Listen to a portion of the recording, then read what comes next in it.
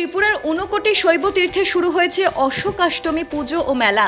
ত্রিপুরার কৈলাসহর মহকুমা প্রশাসন, তথ্য সংস্কৃতি দপ্তর, গৌরনগর ব্লক এবং চণ্ডীপুর ব্লকের যৌথ উদ্যোগে শুক্রবার সন্ধ্যায় প্রদীপ প্রজ্বলন করে 2 দিন ব্যাপী অশোকাষ্টমী পুজো ও মেলার শুভ উদ্বোধন করেন মন্ত্রী টিঙ্কু রায়। উদ্বোধনী অনুষ্ঠানে মন্ত্রী ছাড়াও উপস্থিত ছিলেন কৈলাসহর পুর পরিষদের চেয়ারম্যান চপলা রানী দেবরায়, ঊনকোটি জেলা পরিষদের সভাধিপতি অমলেন্দু দাস, সহকারী সভাধিপতি সন্তোষ দাস, জেলা পরিষদের সদস্য বিমল কর, শ্যামল দাস, চণ্ডীপুর পঞ্চায়েত সমিতির চেয়ারম্যান শম্পা দাসপাল, কৈলাসহরের মহকুমা শাসক প্রদীপ সরকার সহ আরও অনেকে। এই পূজাকে কেন্দ্র করে শৈবতীর্থে ঊনকোটি পাহাড়ের পাদদেশে বসে বিরাট মেলাও। এতে দূর দূরান্ত থেকে আসা দর্শনার্থীদের ব্যাপক ভিড় পরিলক্ষিত হয়। দিনরাত ব্যাপী চলে সাংস্কৃতিক অনুষ্ঠানও। পুজোতে সাধু সন্তদের ভিড়ও ছিল চোখে পড়ার মতো। আয়োজকদের পক্ষে পুরো শৈবতীর্থকে বাহারি সাজে সাজিয়ে তোলা হয়। ছিল প্রশাসনিক কড়া নিরাপত্তাও। উদ্বোধনী অনুষ্ঠানে স্বাগত বক্তব্য রাখেন মহকুমা শাসক প্রদীপ সরকার সহ মন্ত্রী টিঙ্কু রায়। তারা নিজ নিজ বক্তব্যে ঊনকোটি শৈবতীর্থকে এক ধর্মীয় বিশ্বাসপূর্ণ ভূমি বলে আখ্যায়িত করেন। ঊনকোটিতে আসা দর্শনার্থীদের জন্য ভবিষ্যতে সোনামুখী গ্রামে 3 স্টার হোটেল ও বড় পার্ক গড়ে তোলা হবে বলেই আশ্বাস দেন মন্ত্রী রায়বাবু। এই মেলায় শুভ উদ্বোধক হিসাবে আমাদের মধ্যে উপস্থিত আছেন ত্রিপুরা সরকারের মাননীয় মন্ত্রী শ্রী টিঙ্কু রায় মহোদয়। উপস্থিত আছেন ঊনকোটি জেলা পরিষদের সহকারী সভাধিপতি সন্তোষ ধর মহোদয়, পরিষদের সম্মানীয় চেয়ারপারসন শ্রীমতী চপলা দেবরায় মহোদয়, চণ্ডীপুর পঞ্চায়েত সমিতির সম্মানীয় চেয়ারপারসন শম্পা দাসপাল মহোদয়। উপস্থিত আছেন ঊনকোটি জেলা পরিষদের সদস্য তথা বিশিষ্ট সমাজসেবক বিমল কর মহোদয়। ভারত সরকারের এসআই যে দপ্তর, তারা সেটাকে রক্ষণাবেক্ষণ করছে, ইতিমধ্যে তাদের সেটা হাতে তুলে নিয়েছে, তারা সেটাকে দেখছে।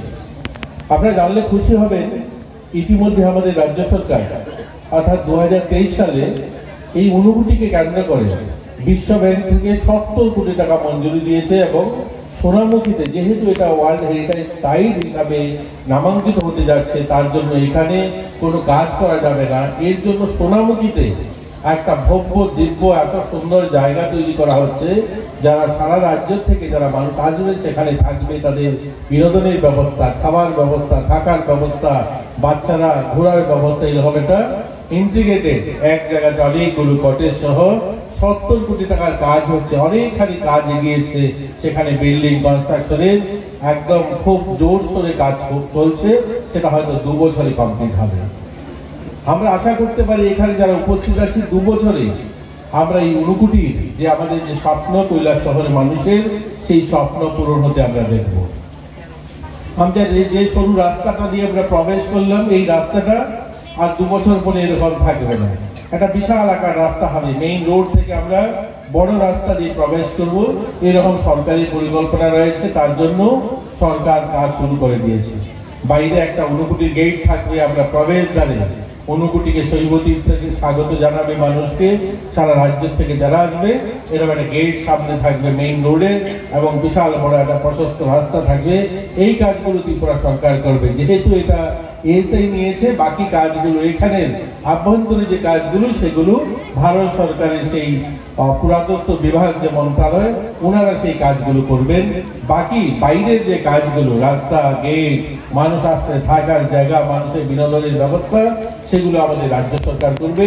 সেই স্বপ্ন পূরণের দিকে আমাদের এগোচ্ছে ধীরে ধীরে কোটি কোটি পায়ে। কৈলাস শহরের পরিবর্তন আমরা যারা মিডিয়া জানে, গুণীজনেরা উপস্থিত আছি, সকলেই জানি যে কৈলাস শহর এই 2 বছরে গুটি গুটি পায়ে অনেকখানি এগিয়েছি আমরা। আজকে এবং কালকে এটা চলবে, এই মেলা আপনারা উপভোগ করুন। এটা দিয়ে আমি আমার বক্তব্য আরম্ভ করছি। আপনারা সকলেই জানেন যে ঊনকোটি শুধু ত্রিপুরা না, সমস্ত ভারতবর্ষের একটা গর্ব। কোনোটি ওনার যে ত্রিপুরা ভ্রমণ সেটা সম্পূর্ণ হয় না। ঊনকোটি আমাদের ত্রিপুরার গর্ব। এটা মহাদেব শিবের এটা তীর্থভূমি, এটা সকলেই জানেন। ঊনকোটির 3টা বৈশিষ্ট্য আছে, 3টা কারণে আমাদের কাছে খুবই গুরুত্বপূর্ণ। একটা আধ্যাত্মিক কারণ, একটা ট্যুরিজমের জন্য, একটা এটার সাথে সামাজিক কীর্তির সাথে জড়িত আছে। আপনারা সকলেই জানেন যে প্রত্যেক বছর 2 বার এখানে মেলা হয়। পৌষ সংক্রান্তিতে একবার মকর সংক্রান্তির মেলা হয় এবং অশোকাষ্টমীর মেলা হয়।